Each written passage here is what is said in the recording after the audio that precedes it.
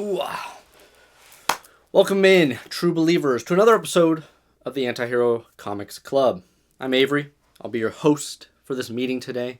And actually, in this meeting, we are not going to be talking about a character, or an event, or a run, nor an artist or a writer. We're going to be talking about a topic, a very important one that's very personal to me. That topic is mental health in comics. So mental health in comics and its connection to the comics alike has actually been around for a long time. It's more nuanced in mainstream comics like Marvel and DC comics, and it can be portrayed in a more direct way in indie comics. But today we're going to go over some specific issues that touch on the subject of mental health. So before we get into some specific storylines, some specific issues that I've pulled out that touch on mental health in a very big way, very important way, I want to talk about mental health itself, how important it is to me. I've personally suffered from it since before high school, so about a decade, a little over a decade, well over a decade. And I've suffered from depression and loneliness at times, just general anxiety, and sometimes even suicidal ideations. Obviously, I've never taken it that far. I've been able to conquer that side of the demons, but it still is prevalent in millions, hundreds of millions, if not billions of people worldwide that are suffering from it, just like me and possibly you. So mental health, it's all over. I mean, it has its own awarenesses by the month, by the week, Suicide Prevention Week and Mental Health Awareness Month. And it has its own charities and benefits that raise money and funds for research on the topic of depression and just overall mental health in general. It's portrayed in all sorts of mediums, not just comics, movies, TV shows, books. I mean, it's everywhere, but it's still not talked about enough. It's really not. It needs to be talked about every day. It needs to be talked about more. So don't be ashamed if you too suffer from it, and don't be ashamed if you suffer from it in silence, or you've told a bunch of people and you feel like no one's listening. There's always more options available than you think. It's cliche and it gets thrown around all the time, but you are truly never alone. Right? You always can find somebody, even if it's a stranger, even if it's the suicide hotline, even if it's your friend that you haven't talked to in months or years. There's always someone available. And it is cliche, and it's been said all the time. There is always a way to overcome even the darkest of times. And you don't need to be a superhero, and you don't need to have a superpower to conquer those demons. You just need a little bit of whatever you feel is missing from making you feel whole or complete again. So, since this channel is about comics and nerdiness alike, I found a way to incorporate it into the channel, and it's something that's very important to me. Both of these things are very important to me, mental health and comics. So, let's talk about them and how they incorporate them into the storylines, how writers have discussed characters in very surprising ways and intriguing ways and unique ways that you can't really get anywhere else in any other medium. So without further ado, let's get into it. Mental health in comics.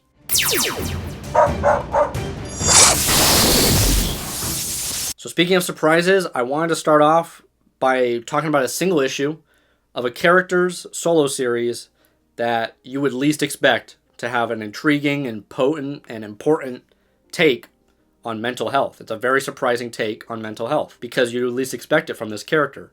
It's everyone's favorite merc with a mouth, Deadpool. So yes, Deadpool number 20 from 2016, written beautifully by Gary Duggan and wonderfully drawn by Matteo Lolli and Guru EFX with a stunning cover from the underrated Trad Moore. So it's a very surprising one-shot, and a one-shot in the sense of that the following issues don't really continue this storyline, and the preceding issues, the preceding 19 issues essentially, don't talk about this at all. It's just a one-shot storyline, and it starts off with this character named Danielle, and she's about to leap off a building. So she's about to end her life, and none other than Wade Wilson, Deadpool himself, tells her not to jump.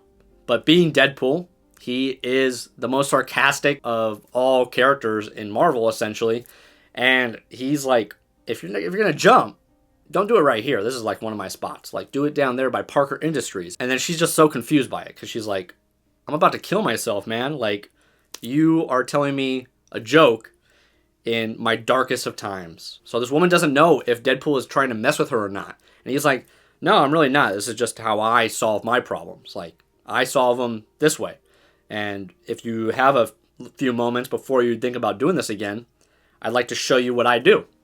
Because Nothing I say is going to help you. Right now, there's no one else here. I'm the best you got. It's so interesting because Deadpool being the best way out of someone trying to hurt themselves or kill themselves from a dark time is ironic, because he's just like, he doesn't take anything seriously. Suicide and depression and loneliness, they're completely like foreign ideas to Deadpool, because he solves all his problems with sarcasm and jokes. And so this woman is just very confused. You have this character Deadpool that suffers from extreme disorders, probably, I mean a plethora of them, but he doesn't suffer from depression, he doesn't suffer from suicide, and if he does, he doesn't deal with it in a normal way. He deals with it in a very abnormal way that most people wouldn't be able to do. So I won't spoil anything else about the book, because I want you to go out and read these books. They're very accessible. They're not really key issues, even though they should be. They shouldn't be more expensive in that regard, but they should just be key issues, because they talk about a key topic that, once again, isn't talked about enough. Go out and find a way to read this. It's online. You can find a single issue of it like I have here, or you can find a collected edition that follows the Gary Duggan run. He's actually a really good writer, so the whole run is very, very good, and he portrays Deadpool in a very unique way. So next I want to talk about a very important comic run that's very important to me, because it's the comic run that got me into comics, and that's Sandman. But specifically, we're going to be talking about Sandman issue number 20 by Hall of Fame writer Neil Gaiman, and art by Colleen Doran and Malcolm Jones III, with a classic cover by Dave McKean. So Sandman issue number 20. I guess writers have a thing for mental health and issue number 20s, but I did not plan that. That's just how it is. This is also kind of a one-shot as well, because it goes away from the King of Dreams, and it focuses more on this character, I think it's either Urania Blackwell, or Element Girl, and Death. So Blackwell has turned into this metamorph, essentially, through a tragic accident, and becomes Element Girl, and she's tired of it. She has to always put on a facade whenever she goes out, because people are going to find her grotesque, and that's just going to make her more miserable. But she's tired of it. She's tired of the facade. So through like a series of events, she goes and meets someone. She stops going into work. And she actually gets visited by Death. Oh, my wishes have been granted. I've been waiting for you. And Death's like, I'm not here for that. You're unable to die. I'm not able to take care of your death. Metamorphi, they die, but they die in a very unique way, and I'm not responsible for that. People that don't want to die all the time, but here I am wanting to die. I'm done living, and I can't. So it's a very powerful message. It's like, it talks about the idea of, what if you couldn't help but exist? Wanted nothing more than to not exist. So all of this culminates into a very troubling conversation, essentially, between an entity that's responsible for taking lives and an entity that wants nothing more than to have her life taken away, but can't. She's unable to have her life taken away. So the way Neil Gaiman writes all this stuff, it's very beautiful, but in a very grim way. And it really opens your eyes to the idea of like how suicide affects people in different ways. People with supernatural abilities and powers, and what happens when a power isn't able to be used and that somebody doesn't want it. Once again, check it out. I won't spoil it, but check it out if you can find it in the wild. Next, I want to talk about the last issue in one of my favorite Marvel runs ever. It's going to be Vision by Tom King. So specifically the last issue, Vision number 12. It's a 12-issue series, kind of limited. It's a very short run, but it's very beautifully written. It's written by Tom King and drawn by Gabriel Hernandez Walta and Jordan Belair, with cover art by Mike Del Mundo. So I don't want to spoil the storyline, which is kind of hard with this specific issue because it's the last issue in a giant story. But I want you to go out, try to read this story. It's one of the best Marvel stories ever written. It's like won a bunch of awards, but that's besides the point. The mental health stuff kind of culminates at the very, very end of this. So I won't be spoiling it, but I'll just be talking about it in a general overall sense. But I do want to touch on the like historic literary idea of, do androids dream of electric sheep? And it's like, this is Tom King's iteration of it because it talks about Vision and his family.